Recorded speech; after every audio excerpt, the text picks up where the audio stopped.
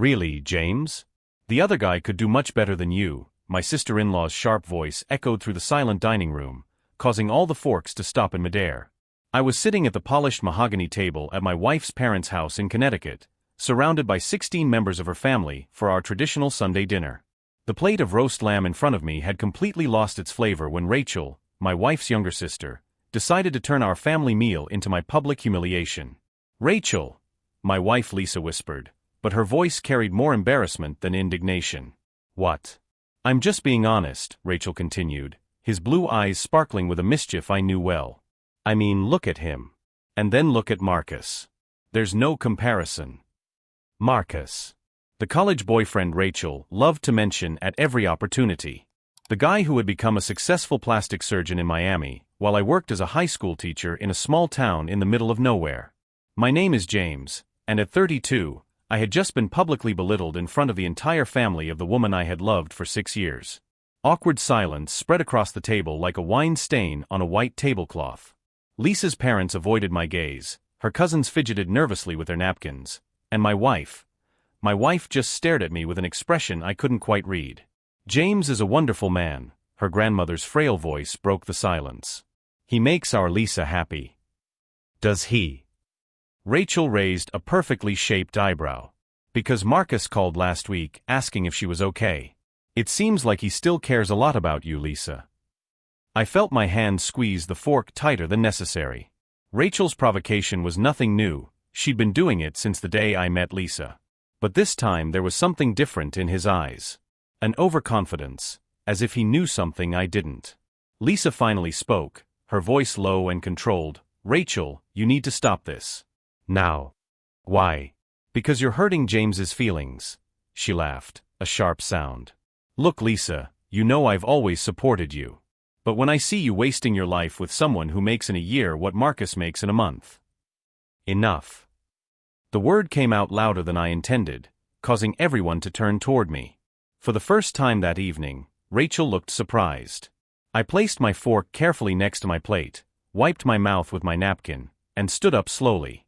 There was no anger in my voice when I spoke, just a strange calm that seemed to echo louder than any shout. "Rachel, you're right about one thing. Marcus is probably more financially successful than I am. He has a nicer car, a bigger house, more expensive clothes." I paused, my eyes meeting her.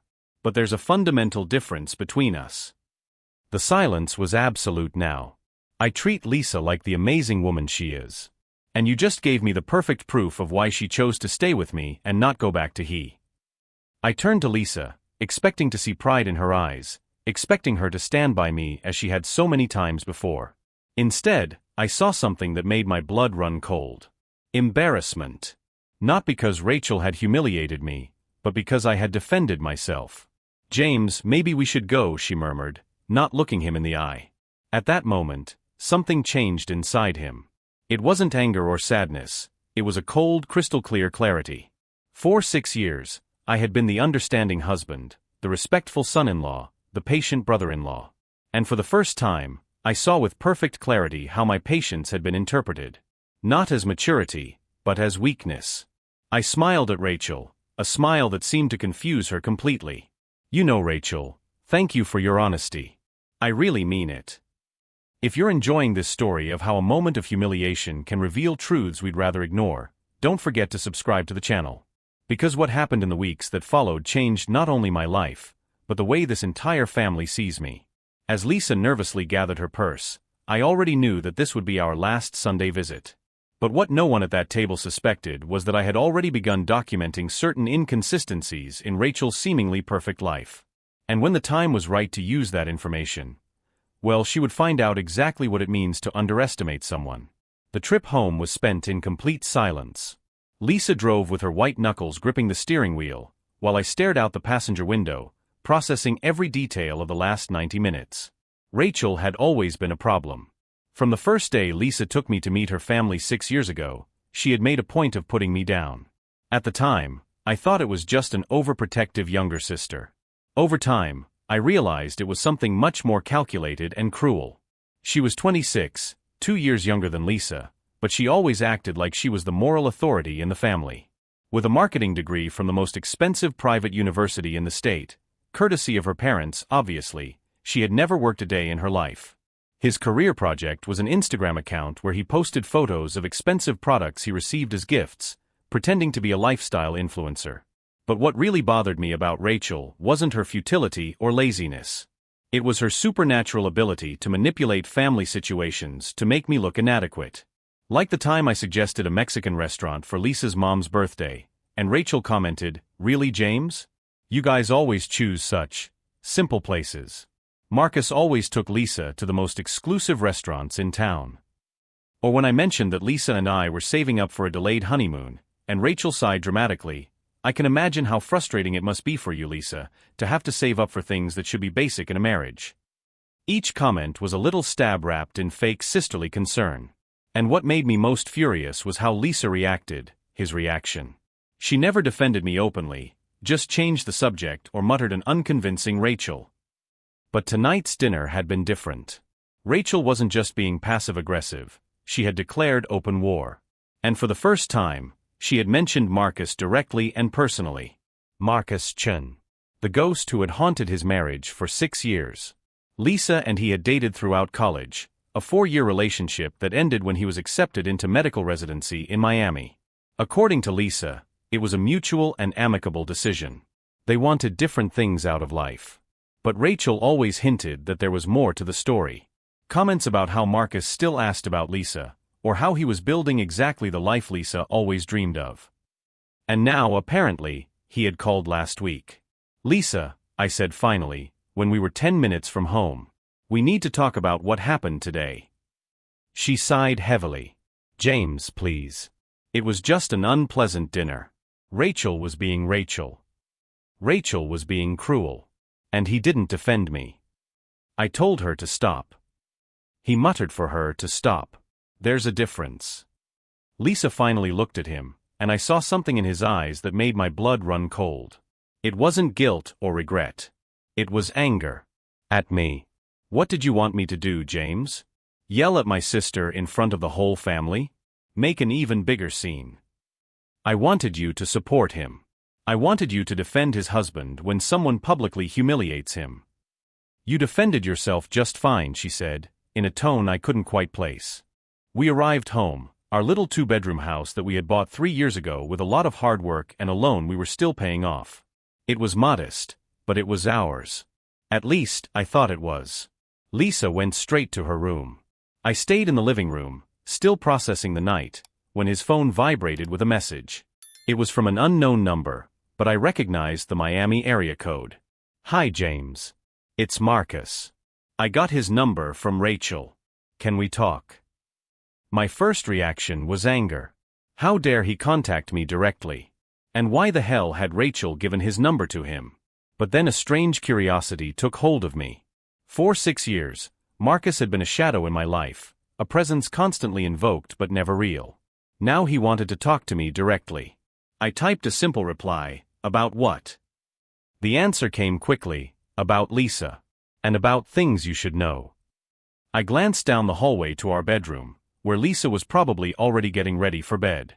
6 years of marriage, and I still didn't know if she had really chosen me or if I had just been the most convenient option. Marcus's message lingered in my mind like a poisonous seed. What things should I know? And why was he getting involved in my life now? I hung up without responding and went to the bedroom. Lisa was already in bed, pretending to be asleep. I recognized the pattern of forced breathing she used when she wanted to avoid conversation. I lay down by his side, but my mind was racing. Rachel's words echoed in my head. "She could do so much better than you." Lisa's lack of defense. Marcus's mysterious message. For the first time in 6 years, I began to question whether I really knew the woman I was married to. Over the next few days, the tension at home was palpable. Lisa avoided the subject at dinner, as if pretending it hadn't happened could erase the humiliation. But I couldn't forget. And Marcus kept sending messages. "I know you must be confused, but I need to tell him some things about what really happened between Lisa and me. Rachel told me you're going through some problems. I don't want to cause any more, but there are things he deserves to know. Lisa told me she never told him the truth about why we broke up. Maybe it's time he knew." Each message was both tempting and tormenting. Part of me wanted to block his number and pretend Marcus didn't exist. But another part, a part that grew every day, desperately wanted to know the secret that everyone seemed to know except me. It was on Thursday of the following week that I made my decision. I came home early from work and found Lisa on the phone, talking quietly in the backyard. It wasn't unusual, she always took work calls there for privacy. But when I approached the kitchen window, I heard something that made me stop in my tracks. I know, Marcus. He doesn't suspect a thing. But you have to stop sending those messages. If he finds out. My world fell apart in that moment. These weren't work calls. It was Marcus. And from the intimate tone, the way she spoke softly, her concern that I would find out, these weren't the conversations of civilized exes exchanging pleasantries. I backed away silently and walked out the front door, wandering aimlessly through the streets of my neighborhood, trying to process what I had heard. When I returned home 2 hours later, Lisa was preparing dinner as if nothing had happened. She smiled at me, asked about my day, commented on the weather. And I smiled back, asked about her day, commented on the weather. But that night, for the first time in 6 years, I slept on the living room couch. I told Lisa I had back pain. In truth, my heart ached. And I was finally ready to find out exactly how deep the betrayal of the woman I loved ran. In my pocket, my phone vibrated with another message from Marcus. This time, I was ready to respond. What Lisa didn't know was that by trying to protect me from the truth about her and Marcus, he had just given me all the tools I needed to find out exactly who she really was. And when I discovered the full extent of her dishonesty, she would learn that underestimating someone can be the most costly mistake of a person's life. At 2 in the morning, with Lisa fast asleep in the bedroom, I finally typed a reply to Marcus. What things should I know? The reply came in less than 5 minutes, as if he had been waiting up. She never told you why we really broke up, did she? The mutual decision version she probably gave you. My stomach clenched. You tell me then. James, I didn't break up with Lisa. She broke up with me. You know why? Because she found out I didn't want to have kids for the next 5 years. I was young, focused on my medical career, and I thought we could wait. The words on the screen hit me like a punch in the stomach. Lisa and I had talked about children dozens of times over the course of our 6 years together. She always said she didn't feel ready yet, that she wanted to enjoy our married life before thinking about a family. She said she couldn't be with someone who didn't share her vision for the future, Marcus continued. That family was the most important thing in her life. 2 months later, he was dating you. My mind raced to all the conversations Lisa and I had had about children. How she always deflected the subject. How she changed the topic when we saw babies on the street. How she pretended not to hear when I mentioned that I would be a good father someday. Marcus, that was 6 years ago. Why are you telling me this now? Because she called me 3 weeks ago. The world stopped. She called me crying, saying she had made a terrible mistake. That she married him because he was safe, stable, predictable. But that she never felt for you the way she felt for me. Every word was a stab. But I kept reading, like someone who can't stop picking at a wound. She said that he's been talking about having children more often lately. And that he can't pretend to want to have children with him when he's still in love with me. I got up from the sofa and walked over to the window, looking out at our quiet street. How many nights had I spent in this room, making plans for our future? How many conversations about buying a bigger house for when the kids come? All lies. There's more, James. And you're not going to like it. Of course there was more. There was always more. Rachel didn't act alone at that dinner. Lisa asked her to create a situation that would make you uncomfortable. She wanted to see how you would react under pressure, if you would show a more dominant side that could make her fall in love with you again. Bile rose in my throat. The dinner hadn't been just Rachel's casual cruelty. It had been a test orchestrated by my own wife. And when you defended yourself with dignity instead of exploding or lashing out at Rachel, Lisa was disappointed. She said it confirmed to her that you're too passive for the kind of man she really wants. I sat heavily on the couch, the phone trembling in my hand. Why are you telling me this? Because she's filing for divorce next week. She's already talked to a lawyer. And because she's moving to Miami at the end of the month. With me. The silence in the house became deafening. Upstairs, Lisa slept peacefully, probably dreaming of her new life in Florida. Her real life, with the man, she truly loved. She said she's going to use dinner as an excuse. She's going to say you embarrassed her in front of her family, that you showed an aggressive side she didn't know you had, that she can't trust you anymore. A complete reversal of reality. I would be painted as the villain of our story. James? Are you still there? I'm here. Look, I didn't want you to find out this way. I tried to convince her to be honest with you, but she said it would be easier this way. More clean. Easier for her, obviously. Marcus, why are you helping me? You're getting what you want. Lisa is coming back to you. There was a long pause. Because for the last 6 years, while you thought you were married to Lisa, she was married to a fantasy version of who he could be. She doesn't love me, James. She loves an idealization.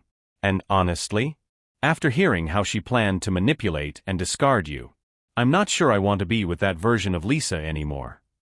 That surprised me. But she's moving to Miami anyway? She is. And I'm not going to stop her. But I'm not going to feed his fantasies either. If she comes here, she'll find out who he really is. And she won't like it. I hung up the phone and sat in the dark for 2 hours, processing 6 years of lies. At 5 in the morning, I heard Lisa moving around in her bedroom. Soon she would come downstairs to make coffee, as she did every morning, and act like the loving wife she would pretend to be for another week before methodically destroying my life. It was at that moment that something changed inside me forever. It wasn't anger, at least not primarily. It was a cold clarity about who Lisa really was, and a decision about who I would choose to be from now on. I crept upstairs and entered our bedroom. Lisa was in the bathroom brushing her teeth. I opened his laptop, she never used a password, and found exactly what I expected. Emails with Marcus from the last 2 months. Research on apartments in Miami. Conversations with divorce lawyers. A draft document titled, "Why Our Marriage Can't Continue," draft for James. I read it all. Every meticulously planned lie. Every carefully crafted manipulation. Every selfish justification for turning me into the villain of our story. But what really broke me was finding a document called List of Things I Never Liked About James but Pretended to Like His. 37 items. From my too loud laugh to my obsession with old movies, and my annoying way of correcting grammatical errors. 6 years of pretending documented in a spreadsheet. I closed the laptop exactly as I found it and went back to the living room.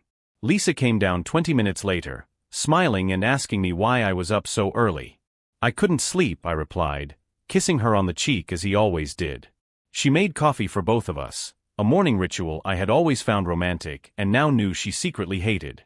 "You seem pensive today," she remarked, sitting down next to him on the couch. "Just thinking about a few things." For the next 7 days, Lisa was the perfect wife. Loving, attentive, helpful. Knowing that this would be our last week together, she was making an extra effort to keep up the charade until the end. And he played along perfectly. While she believed she was manipulating the final events of our marriage, I was documenting every move, every lie, every performance. Because at the end of the following week, when Lisa prepared to destroy me with her fabricated accusations and his victimization script, she would discover that she had completely underestimated the passive man she had lived with for 6 years.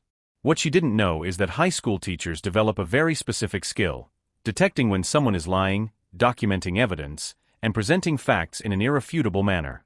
And I was about to give Lisa the most expensive lesson of her life. Over the next 3 days, I kept up my normal routine while quietly building my plan. Lisa continued to play the perfect wife, but now I could see each performance for exactly what it was, an elaborate act. On Wednesday night, when she said she was going to work late, I knew she was at Rachel's house, planning the final details of my destruction. I used that time to do what he does best: research, document, and build an irrefutable case. As a history teacher, I had spent 15 years teaching my students about the importance of primary evidence and source verification. Now I would apply those same skills to dismantle the narrative my wife had constructed. First, I printed out all the emails between Lisa and Marcus. 73 pages of correspondence over 2 months, detailing not only the resurgence of their affair, but also the calculated manipulation of our marriage. There were messages where Lisa laughed at his pathetic attempts at being romantic, and others where she planned specifically how to provoke him into reacting in a way she could use against him. In one particularly cruel message, she wrote to Marcus, "He brought flowers home for no reason today. He's trying so hard to be the perfect husband that it's pathetic.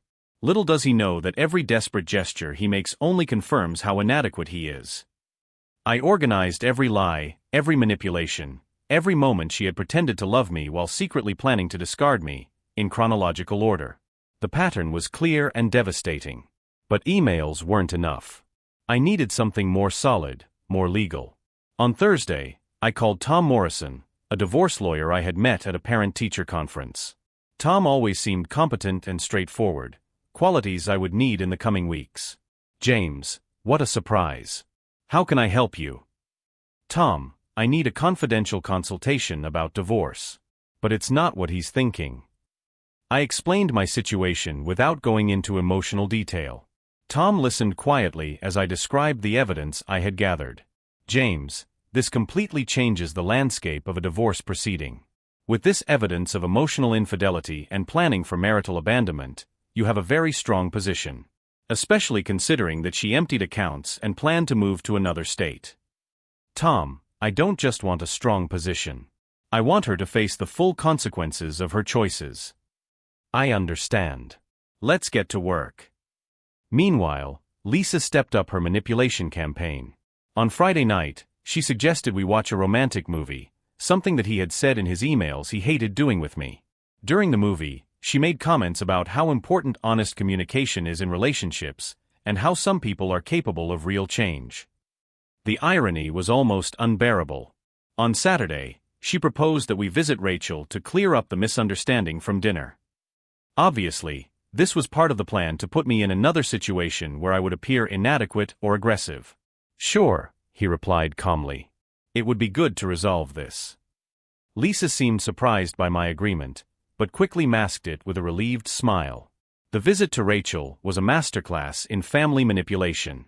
Rachel had prepared a perfect script. She would apologize for her harsh words, I would react inappropriately to the fake apology, and Lisa would have more ammunition to justify our impending separation.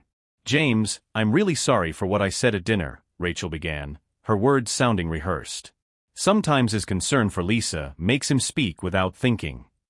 It was my cue to react defensively or accept a clearly insincere apology. Instead, I smiled genuinely. "Rachel, thank you for that. I know you've always wanted the best for Lisa."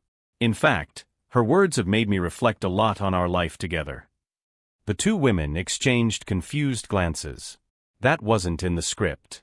"You know," I continued, "sometimes we need honest people in our lives to help us see uncomfortable truths."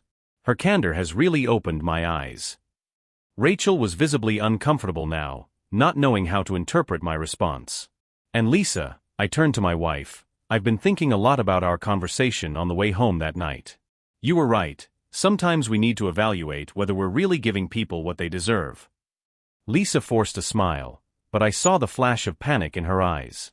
Our viewers who follow stories of transformation and justice know that moments like this are crucial, when the protagonist stops reacting to manipulation and starts controlling the narrative. If you're enjoying seeing how patience and planning sometimes trump impulsive malice, don't forget to subscribe to his channel. On Sunday, I received a message from Marcus that confirmed my suspicion. "James, Lisa called me last night in a panic. She said you've been acting strange, almost as if you know something. She wants to speed up the plans. She's going to file for divorce tomorrow night when you get home from work." Tomorrow night. Perfect. I spent Sunday finalizing my preparations. I transferred our joint savings into a separate account, completely legal, considering she had already emptied our checking accounts. I organized all of our financial documents, evidence of infidelity, and proof of planned abandonment. Most importantly, I contacted 3 people who would be crucial to what would happen on Monday night. The first was Lisa's mother, Margaret, a traditional woman who had always liked me but never fully approved of Rachel's manipulative behavior. "Margaret, can I count on you to be home tomorrow night around 8 o'clock? Lisa has something important to share with the family, and I think his presence would be enlightening." The second was our pastor, Reverend Williams, who had officiated at our wedding and had been Lisa's spiritual mentor throughout her teenage years. "Reverend, Lisa and I are going through a difficult time in our marriage. She plans to have an important conversation with me tomorrow night, and I would really appreciate it if he could be there. At 8 o'clock at our house. The third call was to Tom, my lawyer. Tom, it's tomorrow night. Can you be at my house at 8:15 with all the documents prepared? James, are you sure you want to do this way? Absolutely. She chose the stage and the timing. I'm just making sure we have the appropriate audience. On Monday, Lisa was visibly nervous all day. She tried 3 times to start conversations about our future together and changes we might need to consider. Each time, I gently changed the subject or said we would talk later when we had more privacy. At 7:30 that evening, I came home from work to find Lisa sitting in the living room with a bottle of wine, clearly trying to work up the courage for the performance she had rehearsed. James, we need to talk. Sure, his honey. But first, I invited a few people to join us. I thought it would be important to have witnesses for such a significant conversation. Her face paled when the doorbell rang. It was Margaret, followed 2 minutes later by Reverend Williams. Mom? Reverend? What are you doing here? Lisa asked him to be here, I lied softly. She said she had something very important to share with all of us about our marriage. Lisa looked at him with growing horror, realizing he had completely lost control of the situation. The private conversation where she would paint me as an inadequate husband had turned into a public event with the people whose opinions she valued most.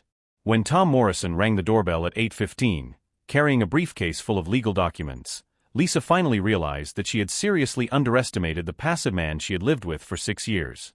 What she didn't know was that I had spent the entire week not only gathering evidence of his betrayal, but also uncovering secrets about Rachel that would completely transform the power dynamics in her family. And in 15 minutes, when I began to present my own narrative about our marriage, Lisa would discover that sometimes underestimating someone can be the most costly mistake of a person's life. Lisa was visibly panicked when Tom walked in with his briefcase. Her hands were shaking as she tried to process how a private conversation where she would destroy me had turned into a public meeting with important witnesses. James, what's going on? She whispered, her eyes darting between her mother, the Reverend, and the lawyer. Lisa has something very important to share with us about our marriage, he replied calmly, gesturing for her to sit down.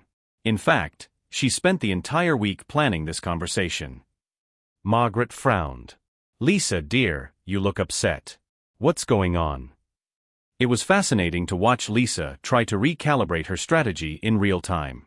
She had rehearsed a specific script, blame him for the deterioration of the marriage, paint him as aggressive and inadequate, justify her request for a divorce as a necessity for self-preservation. But that script depended on intimacy, on her ability to control the narrative without contradiction or outside scrutiny. We were having some marital difficulties, Lisa began hesitantly. Difficulties, I repeated thoughtfully. Tom, could you explain to us what kind of difficulties constitute legal grounds for divorce in our state? Tom opened his briefcase with professional efficiency. Certainly. We have no-fault grounds, such as irreconcilable differences. And fault grounds, abandonment, cruelty, infidelity. Infidelity, I interrupted. Would that be something like maintaining romantic correspondence with ex-boyfriends while married? Lisa's face drained completely. James, what are you talking about? Margaret asked, her voice carrying the first note of real alarm. Tom, could you read aloud the first piece of evidence we've prepared? Tom took a folder email number 1, from Lisa to Marcus, dated January 23rd. Marcus, I can't stop thinking about him. This marriage to James was the biggest mistake of my life. He's so predictable. So ordinary.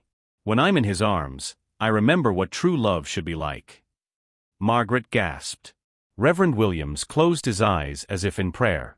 Lisa, his mother said, her voice sharp. Is this true? Lisa looked at me with a mixture of terror and fury. James, how did I find out? I smiled gently. Lisa, you never changed the password on your laptop. For 6 years, you trusted his passivity so much that you never thought it necessary to hide anything from me. Tom continued, email number 15, from Lisa to he brought me flowers for no reason today. He's trying so hard to be romantic that it's pathetic. Every desperate gesture just confirms how inadequate he is compared to you. That's enough. Lisa shouted, standing up. James, this is an invasion of privacy.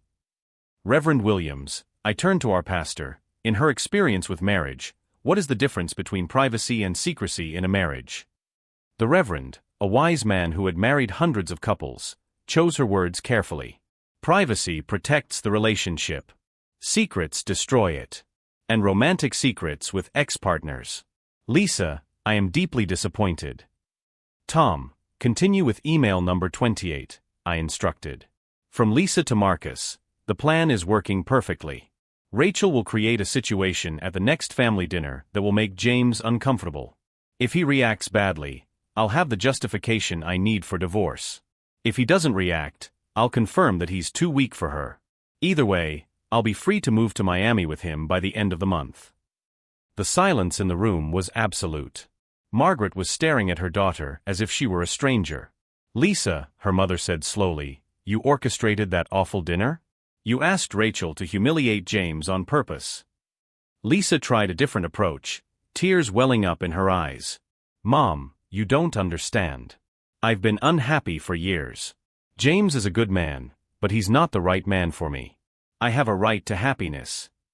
Tom, I said calmly, read the document we found titled List of Things I Never Liked About James but Pretended to Like. No. Lisa screamed.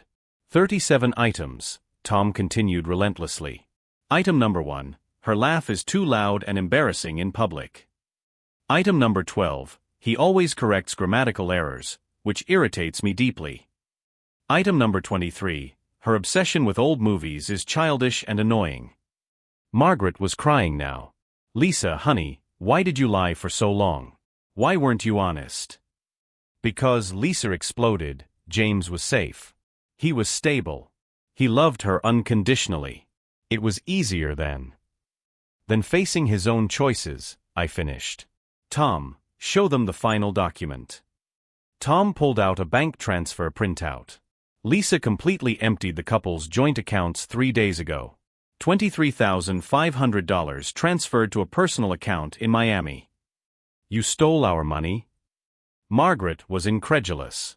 It's not stealing. Lisa defended herself. It's marital property. I'm entitled to it.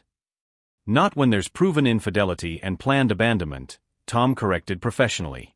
In fact, these transfers constitute marital dissipation, which could result in James receiving a much larger share of the marital assets. It was at that moment that Lisa finally understood the full extent of his situation.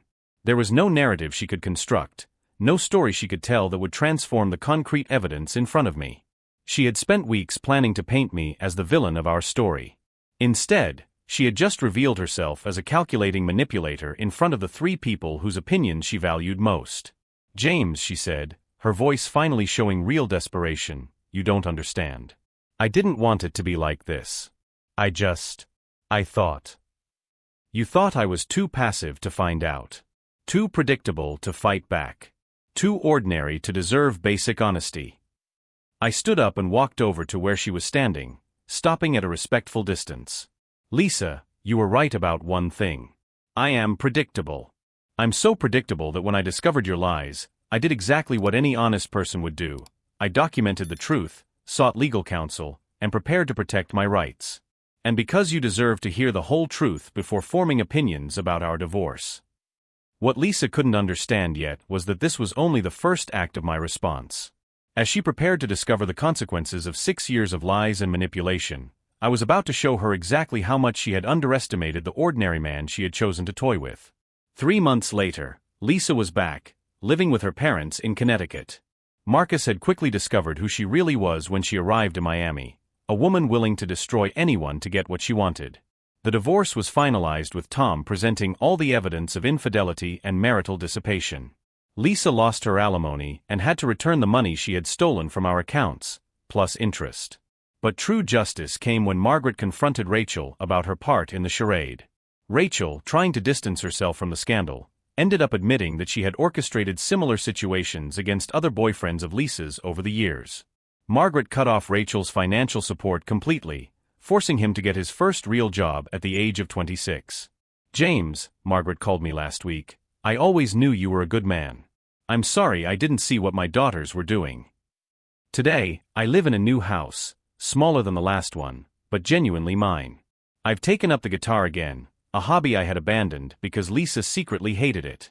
I met Sarah, an art teacher who appreciates my loud laugh and watches old movies with me on weekends. The lesson I learned was simple but powerful. When someone shows you who they really are, believe them immediately. Don't try to change people who don't want to change. And never, ever accept being treated like a second choice. Lisa tried to make me the villain of our story, but she discovered that underestimating someone can be the most costly mistake of his life. 6 years of lies ended with a single night of truth. If you enjoyed this story about how patience and evidence always trump manipulation and lies, subscribe to the channel for more stories of justice and transformation. Sometimes, being underestimated is exactly the advantage you need.